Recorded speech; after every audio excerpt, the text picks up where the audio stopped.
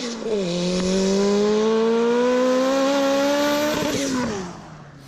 right, guys, welcome back. Today, long-awaited project time. Finally got all the parts that I kind of needed to get the Integra back together, and I'm super excited. I know a lot of you guys that watch the videos have been watching this thing up on jack stands for far too long, and you want to see some ripping. So today, on today's upload, I'm actually going to take this transmission apart. Right now, it's got a 5th gear cuff in it.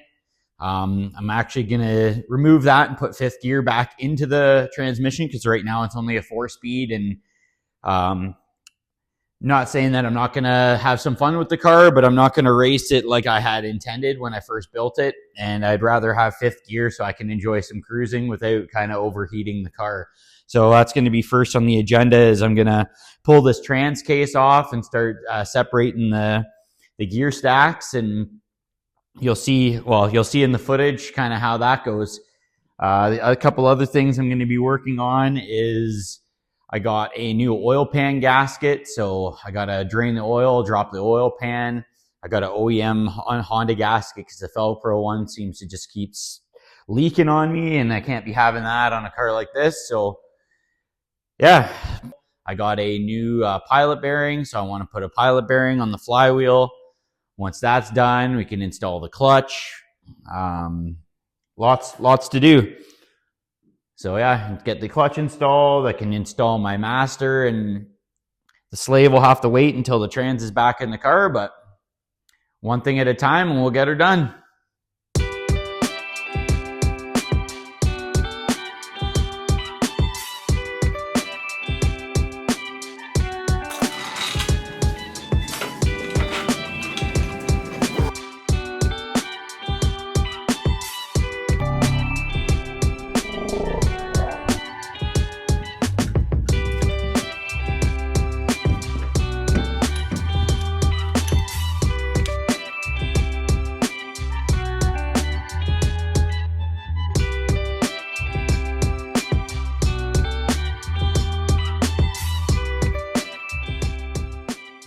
Okay, so here we are. I got the pan off.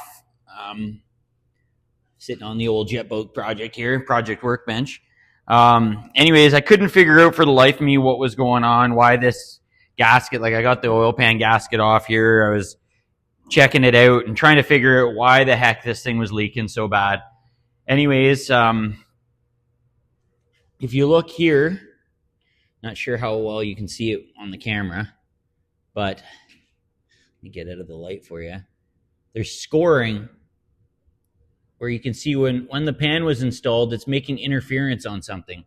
So on this car, I did ARP mains to beef up the bottom end. And these guys here are making interference on the inside of the pan because obviously they're larger than they would be factory. So smooth out these two areas and just kind of tolerance them a little bit, give us a little bit extra clearance, and should fix our leak issue. All right, so I took the belt sander. We got a brand new Honda oil pan gasket here. I was able to radius these out. I test fit it without the gasket, and I put it on and off because I wanted to see if I could recreate any scoring or show any signs of interference, and they came out clean. Anyways, obviously with the gasket, it's going to give me even a little bit more space than that. So that's a win. I'm going to post a still picture of what the ARP main studs look like because they're a lot larger than factory. Because I had this whole, if you don't know, this motor's built top to bottom. Basically, I had a fresh line hone done on it and ARP main studs all put into the bottom mains and the girdle and everything else. So just to try to make this rock solid. It's got dart and wet sleeves and Corilla rods, CP pistons, like the whole bottom end's done. Top end is too. But anyways, this is just kind of one of the things that you run into when you run with all this aftermarket modified stuff, right? So anyways, that should fix the situation now. And yeah, let's hit it. All right, so the oil pan's back on.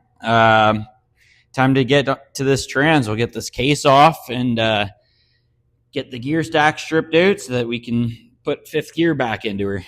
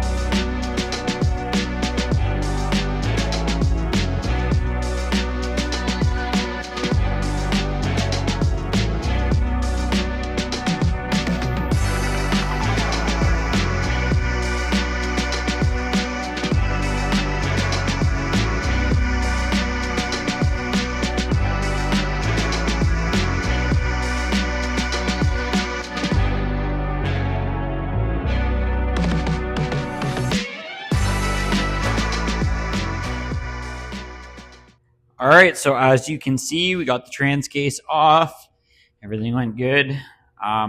So the reason we're doing this, just thought I'd show you now. So right here, got installed this billet cuff that basically locks the shift stacks together just for added strength.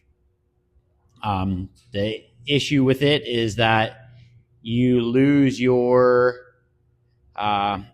lose fifth gear by doing it. So you gain a bit of strength. So I've got a long final drive in this thing. But now is a good time for me while I'm in here to go ahead and take a look at all my synchros, make sure that everything's looking the way it should.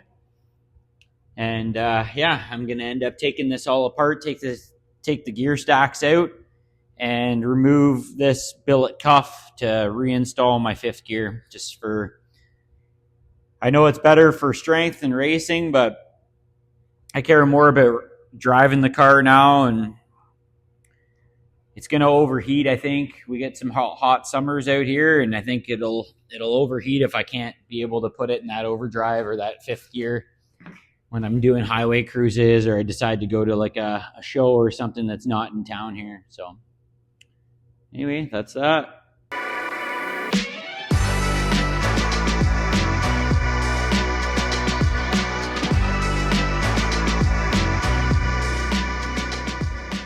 All right, so as you can see here, got the gear stacks out, all the shift forks, everything's removed. Got them here on the workbench project / jet boat. So again, you can see that billet cuff there holds the stacks together. So I'm going to be removing that and re-adding fifth gear, which we'll cover in another video. So anyway, so far today was some pretty good progress on the Integra. Got that trans situation sorted out. Got the oil pan done. Got that clearanced. Got it re-tightened up. Added my Honda bond to it. You can't do it without this stuff. So yeah, all that's left to do really now is get that shift fork figured out. Then I can remove this flywheel and put my new clutch on and slap this old girl back together. One day at a time.